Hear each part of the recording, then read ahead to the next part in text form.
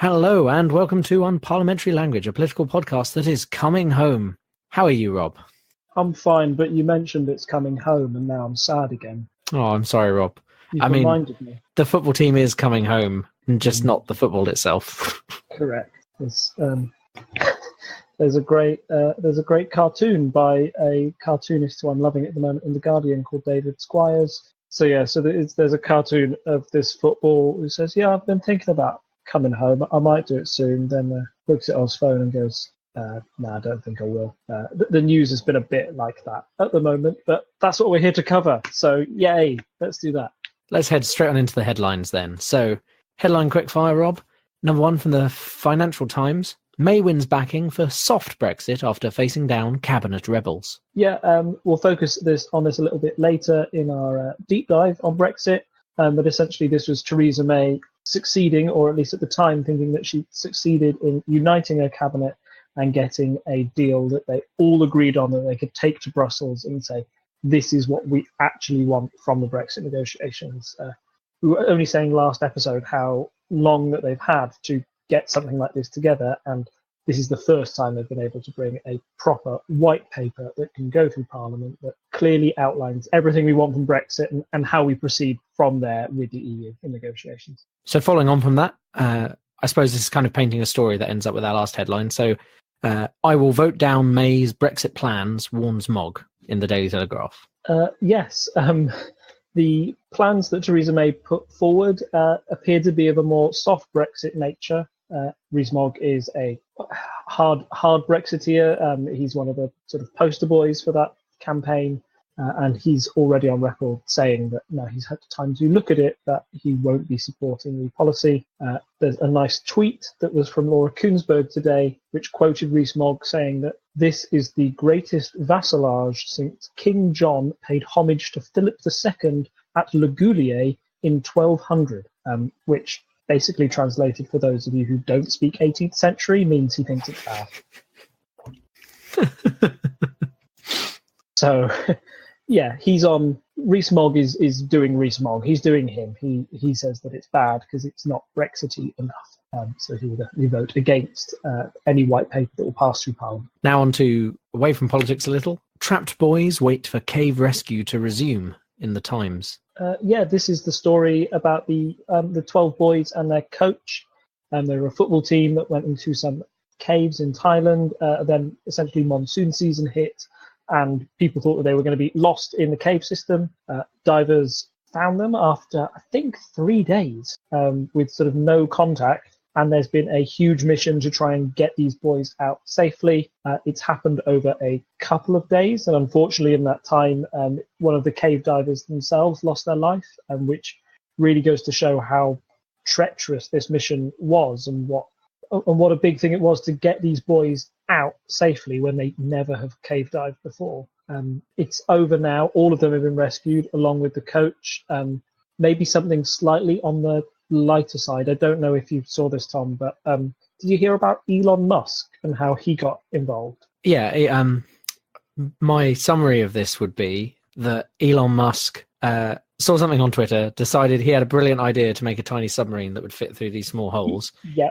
Got a load of rocket engineers away from making their rockets to stay up all night making one of these, took it over there, only for them to say, yeah, it's kind of not practical. So he just left it behind and took a few photos. Yeah. The tweet I've got here in front of me is like, mini-sub is ready if needed. It is made of rocket parts and named the Wild Boar after kids' soccer team, leaving it here just in case it might be useful in the future. Thailand is so beautiful. Which it was a lovely idea, but it does kind of reek of desperation of, oh, hi, I'm relevant. I'm over here. I'm trying to be nice. So that was one of the weird side stories, but it was a sort of like a much needed feel good story that, I think we all thought the worst when they hadn't been found for 3 days, but to have all of them and the coach come out safely is just a tremendous achievement. Yeah, no, it's been good to see that they're all safely in hospital and there's been photos of them recovering. So yeah, that's like our fluffy puppy update, I suppose, for this week. There's some good news. Now on to our next headline, which I know will make Rob sad. So I'm going to start off with how we started the week. Bigger than 66 in multiple tabloids. That was I had a look and I was surprised that all the headlines were basically identical, except for the Daily Star that I have to mention because they had England gets a semi, which I thought was quite amusing. So do you want to fill us in on what was happening at the start of the week? Well, what happened on Saturday, I suppose. Yeah, on Saturday I was at my sister's wedding. It went well, by the way. Very good, very good. But she also had the unfortunate timing to put it on just at the same time as the quarterfinal we had against Sweden. So I spent some of that ceremony, or at least some time before, checking my phone, looking for updates, and then after the ceremony, equally doing so. But we won. On Saturday, we won, and football was coming home. It was guaranteed. People were singing it in the street. There were memes, and when memes happen of a thing, that means it's definitely true. It was just sweeping the country. It's coming home. It's coming home. We whipped ourselves up into sort of a fever that we were definitely going to the final. And you know what? The moment we started to believe we could win it is the moment it all went wrong. I mean, I hadn't watched any of the games up to this point, and even I managed to get out my aerial booster because my signal's not great here, and go and watch the actual the game yesterday evening, wasn't it? Yes. Yeah, it was. Yeah. Yeah. And so the follow-up headlines today. So there was Chrono, Pride of Lions, and National Treasures. So what happened last night, Rob? Yeah, so it all started so well. We scored in the 5th minute, and it was coming home. It was definitely good. And then England didn't have another shot on target for the entire rest of the match. I spent nearly all of the match looking in the top left-hand corner of my TV, just watching the seconds tick by, hoping that it would end anytime soon. And England lost 2-1. It's all very sad. The general feeling from those papers is that England have done themselves proud. Essentially, we went into this tournament with nothing to lose. If you said that we were going to go to a semi-final when we started this tournament, people would have bitten your hand off. It was an excellent achievement. But also, it's just it's tinged with that little bit of, what could have been, what might have been. You know, we might have been doing this podcast excited, looking forward to a big final, a historic final on Sunday, and now it's just the same old, England come up short.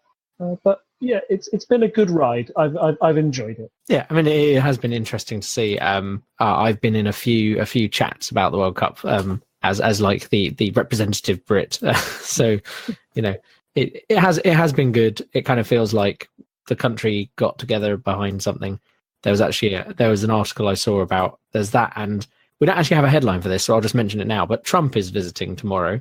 We actually got sent like a thing from the Met Police at work giving us tips on how to basically avoid everything that's going on. There was an article in The Guardian, I think it was, about how the mixture of the football actually getting the country together, and then also the fact that Trump's here and no one likes him could turn into something to help get the country together at this time of crisis with Brexit, which we'll be getting to very shortly for the main thrust of this episode. So our next headline in the Daily Mail: murdered by Novichok. This is kind of I'd say quite an unexpected sting in the tail of the story we had a couple of months ago about the Russian ex-spy, and his daughter who were targeted with this Russian nerve agent. It appears that 2 people in Gloucestershire we're not quite sure how they came into contact with Novichok, but they were hospitalized by it. One of them has now died because of it, which makes it slightly more serious than it was before, as much as, as serious as a nerve agent attack on British soil can be. Now it's a murder investigation for who's responsible, which makes it very serious, particularly if those links to Russia can be proved. Nobody's quite sure where they got it from or what they came into contact with, so the search for that is still ongoing. But the theory is that whoever carried out the attack may have been quite irresponsible with the way that they disposed of either the substance or gloves that they used to administer the substance in the first place. It's all very odd, and I hope it resolves itself soon, but it certainly, again, we mentioned back at the time that it raised tensions with Russia.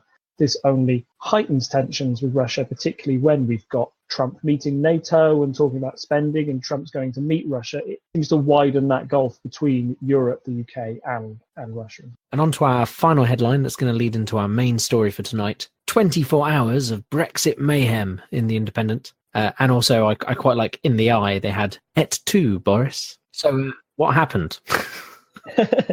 So, so to tell this story in full, I'm going to take it back to Friday, sort of our first headline, and then go from there, because it's quite a nice little melodrama that plays out. And it's the way that Brexit's been playing out so far, is that it's kind of a Tory infighting, and nothing sums up Tory infighting more than Boris Johnson resigning, I feel. So, quick check back to Friday. So, as we mentioned in our first headline, on Friday they had a meeting at Chequers, which is where the Prime Minister sort of lives. That's one of her residences outside London. They all met there to get together the Conservative Party cabinet to sort out a plan for Brexit. This is their plan that they're going to take to the EU and say, this is our concrete list of demands. This is something that will get voted through Parliament, and we, the UK, all agree on what's going on. It took a long time to get through.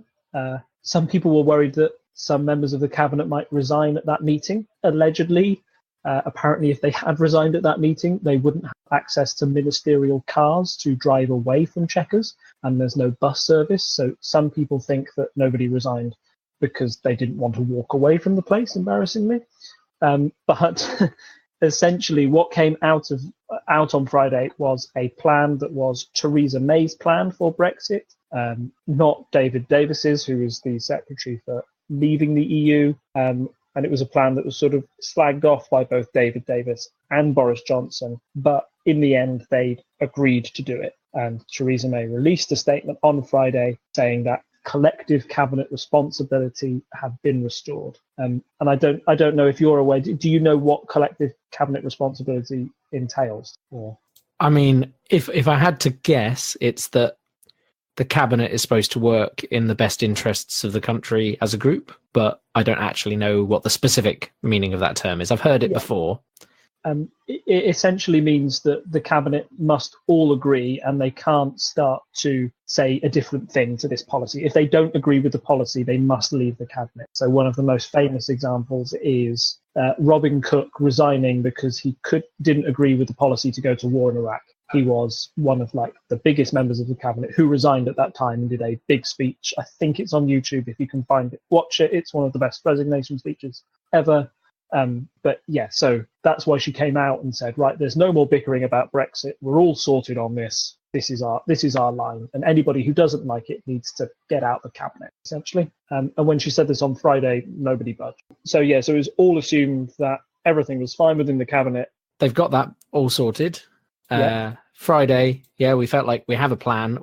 I remember looking at this personally and being like, it's not the worst, but I don't think the EU is necessarily going to agree with it. So having thought we were maybe getting somewhere with these negotiations, Monday rolls around, and then what happens? So by Monday morning, we found out that the secretary for in charge of leaving the EU, David Davis, had resigned. The Brexit bulldog had wagged his tail for the last time, and essentially came out of it saying that the deal that had been worked out on Friday was not one that he agreed with. He had a very revealing interview with, I believe it was Nick Robinson on the Today programme, Radio 4, which is where most of the big political stories are broken, or at least where a lot of the big members of cabinet go to say their piece. And yeah, it showed a massive split between the hard Brexiteers that Theresa May had got into her cabinet when she first became Prime Minister, and the soft Brexiteers, or the former Remainers. So just for a little bit of context, Theresa May, when she set up her cabinet in 2015, when she came to power, she tried to split it 50-50 with hard Brexiteers and former Remainers, and most of the hard Brexiteers were given important roles related to leaving the EU. So David Davis got Secretary for leaving the EU. Boris Johnson got Foreign Secretary, not Forest Secretary. That's a very different role. Doesn't exist. Boris Johnson got Foreign Secretary. Liam Fox got International Trade.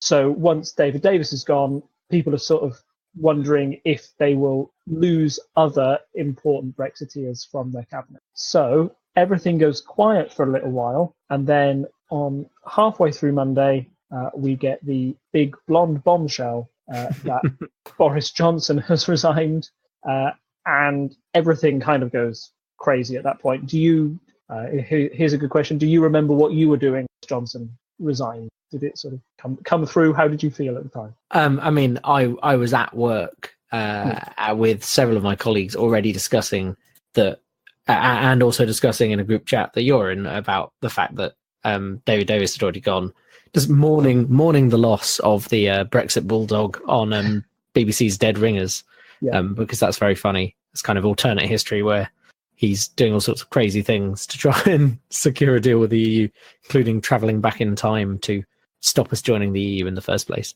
So yeah, I was just kind of discussing that. I think it was must have been just around lunchtime, right? I think I was probably eating lunch when I found out, and it was kind of like, oh dear, it's going to be a bit of a crazy day. We were honestly discussing whether we should record that evening, right? We were like, this could be really big, and then made the decision to wait it out. But I think when Boris goes, just because he is such a high-profile figure, it does change the equation a little bit. David Davis was kind of big, but people weren't that. Maybe it's looking back now, but I feel like David Davis was a big deal, but Boris was definitely bigger.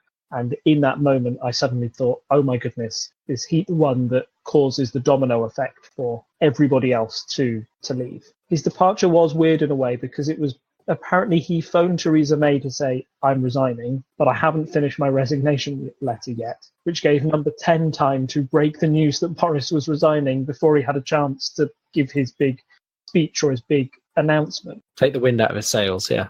Yeah, pretty much.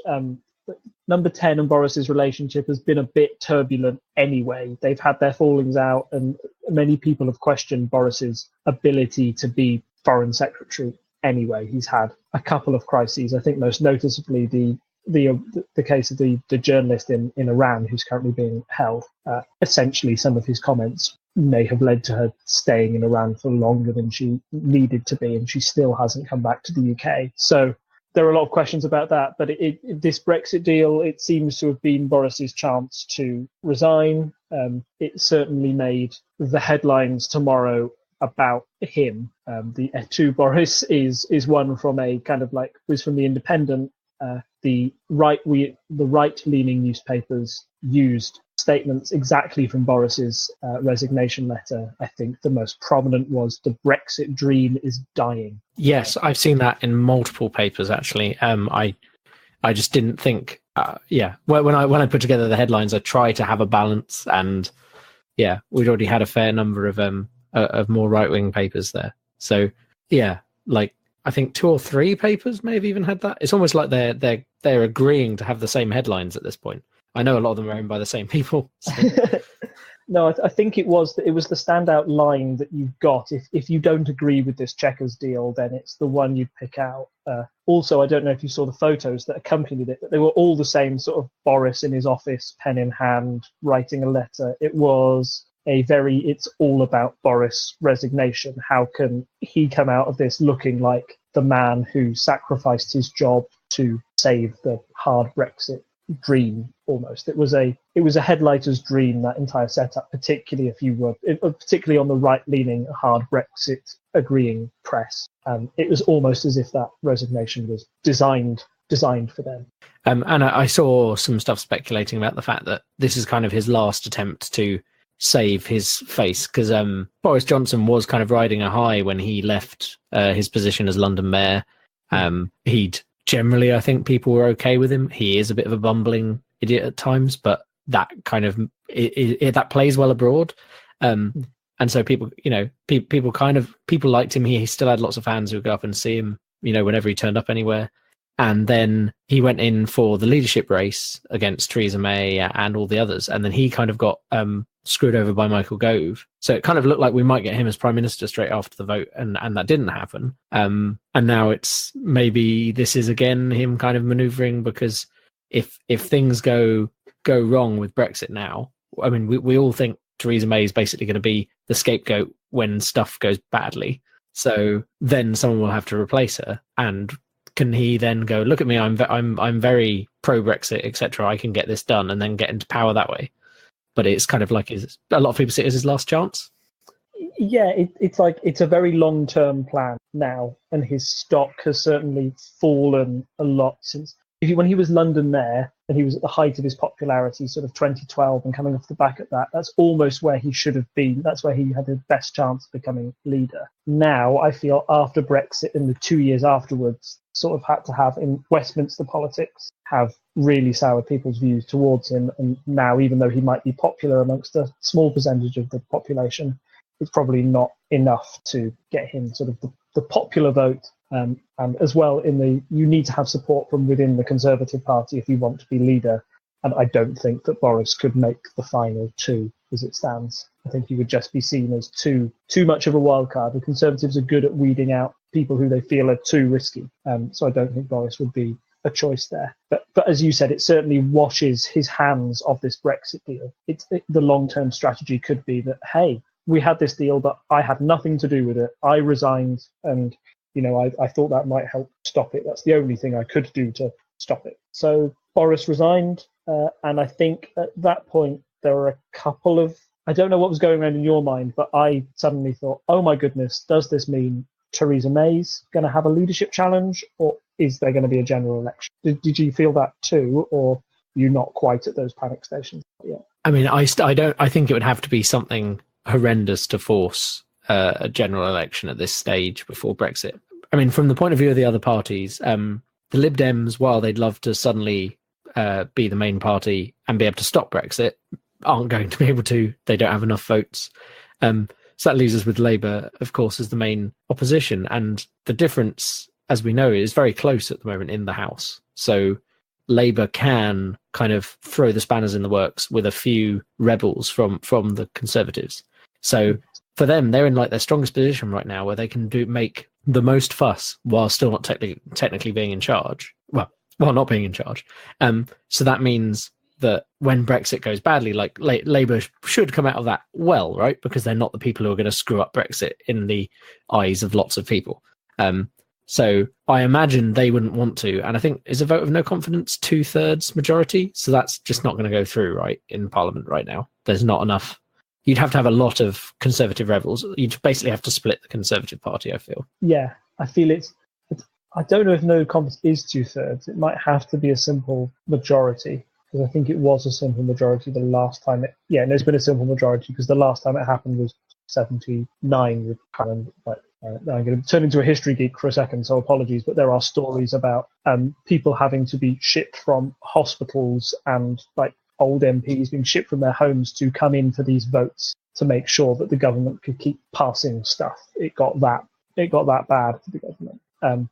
But yeah, I mean, the other reason why there probably won't be an election or a leadership election at this time, not only the maths, but it would have to be, you'd have to have Conservatives on side to force either an election or a leadership challenge. And they're both really fearful that Jeremy Corbyn would come in as a result of that challenge. They're not in a position of power. They're not in a position of strength where they can do a leadership challenge and be confident that the person that they want to win will win, or particularly in a general election, that I think it's probably the biggest chance that the Conservatives will lose if they held a general election, right? So those two things are off the table, even though the resignations obviously undermine Theresa May's government in a very odd way. And stop me if this sounds silly, but it strengthens Theresa May in the short term. Yeah. Because she's now got, of the pool of people who are still in her cabinet, they support her. So she's got a smaller, tighter group. So it's a bit like when Jeremy Corbyn had the leadership challenge in the Labour Party, he got rid of a lot of people who were quite broad church, or who they knew that people all knew that they didn't really like Jeremy Corbyn, giving it a go on the front benches just to see how it went. After that second leadership challenge, Jeremy Corbyn got rid of the Tony Benns of this world and sent them to the back benches. And now he's got a very small core team who are definite Corbyn supporters, and they can have, it means their message from the front benches is much stronger and much more united. If Theresa May gets out her troublemakers of David Davis and Boris Johnson, who are probably going to be the most vocal members of the cabinet who are going to speak out about Brexit, it makes her job of messaging this white paper a lot easier to sell to both the Conservative Party and to the country as a whole. And I think back to the question you asked me at the start there of how did I feel? Was I worried about general election? I think I was worried that she might have a leadership challenge. I think that was that did seem on the cards. And I think that's one of the benefits we have of recording at the end of a week, allowing ourselves a bit of time, as opposed to just because that's all the news cycle was for about 4 or 5 hours. It was definitely, or maybe even for a whole day, it was like, she's going to have a leadership challenge, blah, blah, blah.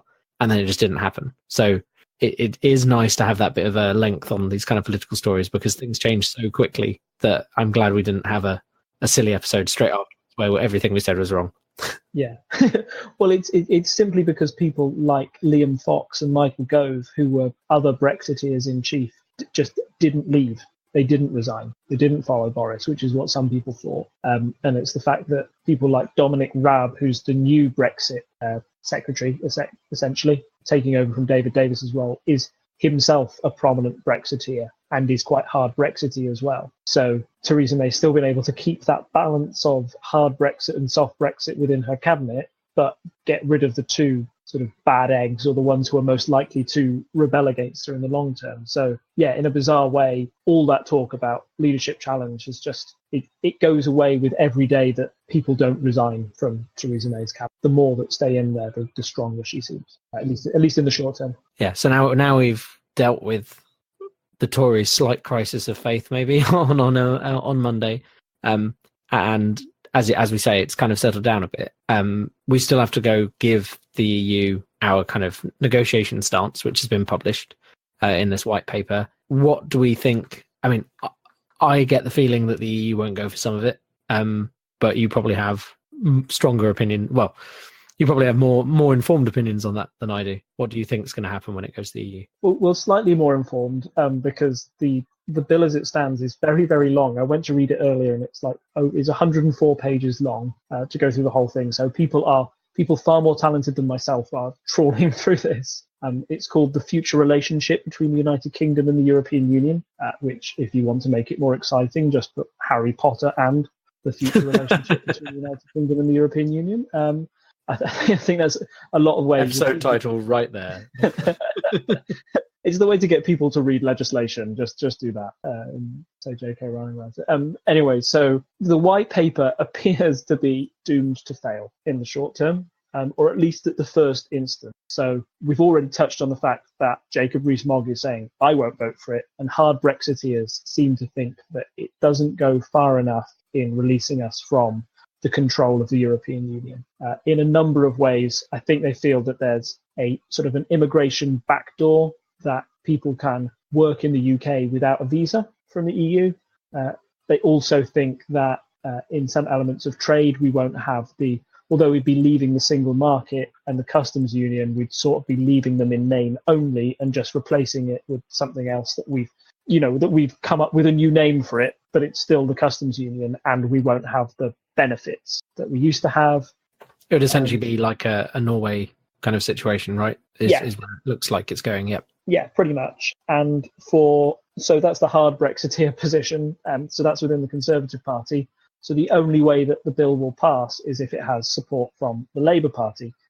But the Labour Party has enough soft Remainers, and Jeremy Corbyn's initial response on Tuesday, when Theresa May first did the broad outline of her white paper, was that he didn't agree with it either, that he didn't think this white paper was very good, essentially that it didn't protect workers' rights in the way that he'd want to see. And for many soft Remainers in the Labour Party, ones who might rebel against Jeremy Corbyn and want to, if they'd want to support a deal that Theresa May had, then it would have to be one that kept Britain definitely within the single market and the customs union and guaranteed immigration rights. And it doesn't do that. So it's a typical consequence bill where neither side is happy, which means it will be very likely, I feel, that the bill will be rejected at the first stage going through. Also put on top of that because it doesn't protect the EU's four freedoms, which sort of involve freedom of trade and freedom of movement, because it doesn't guarantee freedom of movement, the EU will just reject it anyway. It means that sort of every party that involved here isn't happy with the deal. And if it's going to be rejected at every stage, what's the point of even doing it in the first place? So sorry to be so down on it, but yeah, it looks like it's going to be rejected. The consequences of it being rejected are a little scary, though. Is this back to the WTO rules and all that stuff we've discussed previously, or is it something else? No, essentially, if it gets rejected, then it makes the chance of a no-deal Brexit far higher. So I think the first time it goes through Parliament, you're likely to see a run on the pound. Businesses start to just worry a little bit more. There's already been stories in newspapers. I don't know if you've heard these of the government starting to stockpile canned food in readiness for a possible no deal. The way the Sun has spun that quite bizarrely is saying that it shows the EU that we're prepared for a no deal and that we're prepared for a bad deal. Or the other way of seeing it is basically going, oh my goodness, we're getting canned food in big quantities. That's kind of scary. So in short, I feel that if it gets to that point where it's rejected the first time, then it's likely that May will use that as a chance to soften it even further. And the only way she's going to get this through Parliament is by appealing to Labour members who want to have softest Brexit possible, and that might lead to us staying in the single market or customs union or something dressed up in that sense that keeps the EU and soft Remainers happy. But in the short term, there's no way I can see this deal passing through Parliament or keeping anyone in the Conservatives or Labour happy. So in short, be prepared for things to get worse before they get better on the Brexit. Yeah, I feel that's kind of the stance I've been taking. I mean, in general, yeah, it's not. I don't want to depress our listeners, but it's not the nicest thing to be talking about, is it? I guess maybe the word of hope is that Theresa May has almost complete control over this policy at the moment. So, and it's likely that she'll use her power to soften it, as I've said. So it might be that we end up with a much softer Brexit and we don't get the hard Brexit vision that some of us were worried we might get. I was going to say, yeah, I mean, I definitely prefer the softer of the options. So, sorry, you've got that no deal Brexit cliff edge and that sort of brinksmanship. So that's just a little bit scary. Yeah. I'll refer you back to our previous episode? Previous, whatever episode you want to call it, Brexit scary. I've said it a lot, but yeah, the no deal is getting scarier with every couple of weeks we focus on it. The deadline is ever approaching. Basically, just refer you back to any of our last 10 episodes and possibly we'll get to discuss it a bit over the summer as well. For all of you listening to our podcast with an Android device, do us a favor and give the Podcast Republic app a try. If you've been listening on the website up till now, this app allows you to get all of your favorite podcasts directly on your Android server. You can search for the podcast you want to listen to, select them as a favorite, and have them all just one click away. One of the best features, as far as I'm concerned, is the ability to modify podcast details locally, allowing you to customize the look and feed on your device or rename them for better organization. And please don't forget to set unparliamentary language as a favorite so you don't miss any new episodes from the front benches on the Podcast Republic app. And now, a quick polls update.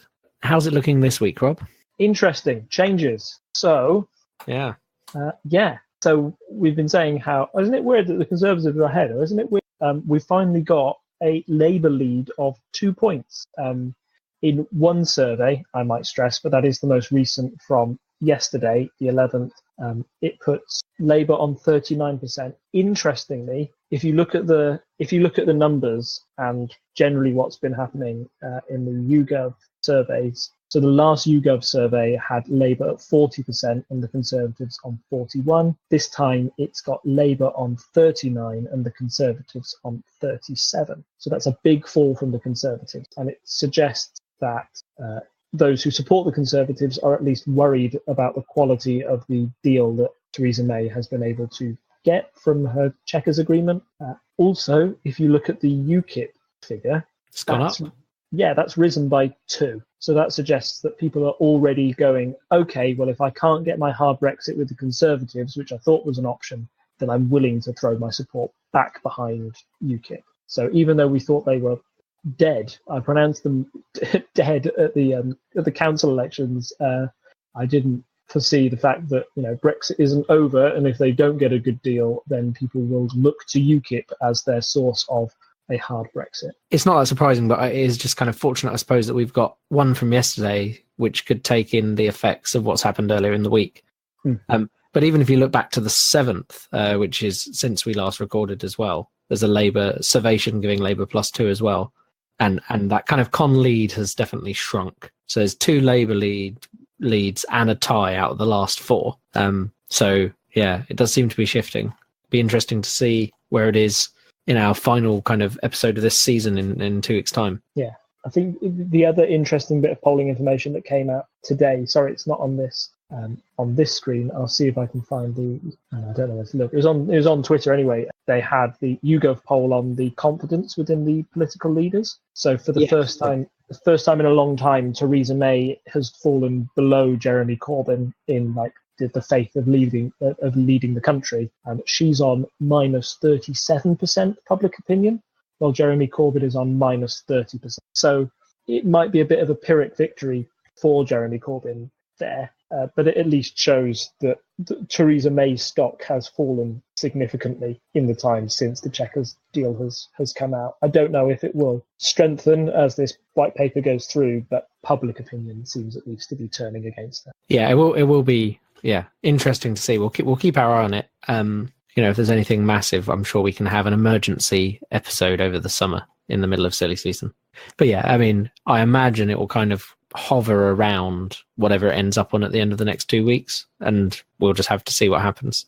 Yeah, I mean, I don't, as you sort of said, I don't foresee the government collapsing in any other days anytime soon. If it suddenly does, that 11th of June one might be still with people thinking that a general election or a leadership challenge is possible. If that straightens out, then we might see the polls flatline again. A lot depends on the outcome of that white paper and its passage through Parliament. If markets slip because it doesn't go through, then again it kind of shows chaos in government and might undermine May's and the Conservative chances of winning an election or being popular at any time in the short term. Do you have a regular feature? I don't, because I was behind this and then I spent all my time typing up notes for the main bit. So I guess my regular feature will just be a call out to people for ideas for our silly season podcast. And just again, I said this a lot. I was apologizing a lot earlier because we had technical problems trying to get this up and running. But thank you for everybody who took time out of their day to try and listen to us live. I really want to do that again. That sounds fun, and to have people commenting while you say things and being able to react live to more people other than your good self, Tom. Obviously, you're a great conversationalist. Let me more sincerity. You're a great conversationalist. No, but no, it's nice to have a broad church of opinions and having people live reacting to what you say and challenging what you're saying as well. So yeah, more of that, please. And I would love to give this another go, or when we do one of our deep dives, have more people in the chat reacting to things as they happen, because I like being challenged like that and seeing what I can come up with on the spot, or a different point of view, etc. Works quite well. Yeah, so I suppose, our regular feature then this week is a bit of a plug. We record this on Discord, which is it was originally designed for chat while you're playing video games. So a shout out to Craig, who's basically our recording engineer that we always use. It's a very cool app that's designed that works with Discord and records all the separate channels. Makes my life as an editor much easier. But also it has a text chat, so people can come in and listen while we're talking and interact directly with us. We can see the chat. We probably won't type back because obviously it sounds bad on the recording. But we can react to in real time by talking on the recording. So I will drop a link to that into the chat, and it'd be great to have some more people here for next episode. I know there are a few people who wanted to listen to this episode, and there were some minor technical issues with Discord this week. So we had to delay by about an hour, but we will be publishing on Twitter, Facebook, and on Discord when we're actually going to record, so people have a heads up. And we always put a message out on the Discord just before we record. So come and join us. Come and join in the chat. I'm on Discord fairly regularly, so also if you're in that chat, we can just discuss stuff in general at various points. So come along and join us. It'll be in the chat. Just as I've looked at this, I've had an amazing idea as you've been talking. if the title of this podcast is Harry Potter and the future relationship between the United Kingdom and the European Union, the perfect cabinet member to cast as Harry Potter would be Michael Gove. He already has the glasses. You just need to put him with a wand, sort of like waving his magic wand over the European Union, and you've got gold. So you can have that idea for free. You can't have any Photoshop expertise for free, but it's just there, just an idea, just putting it out there. I'll see if I can do something with that. It'll be worth it for the picture, I think. Yeah. So yeah, thank you for joining us for another episode. As I say, next week is our last one of the current parliamentary session. So after that, we will be going into silly season, and therefore we will be doing some of our deep dives. Again, any comments on the website, which you can find at parliamentary.observer. On Reddit at /r/unparliamentary, on Facebook, where you can search for us as Unparliamentary Language, or via Twitter at unparlpodcast. We do have a message up on the Facebook page where you can comment, but if you can get the message to us anyway, if you join the Discord, come and message us. We would like some suggestions. I have some ideas, Rob has some ideas, but it would be nice to see what people want to hear us talk about and discuss over the summer, when we can go into kind of more the underpinnings of how everything works. And of course, you can find us on patreon.com/TTSS, where you'll be kept up to date with the latest episodes and so on and so forth. And you can give us a tiny bit of money so that we can buy Rob a nice new microphone, which would be great to increase the quality of our podcast. Not that I'm not that I struggle with your dulcet tones there, Rob. It's just, people always, the first thing people complain about is audio quality. So, so I think it's goodbye from me. It's goodbye from him. Bye. Bye. Bye. Hey. Bong. App. App.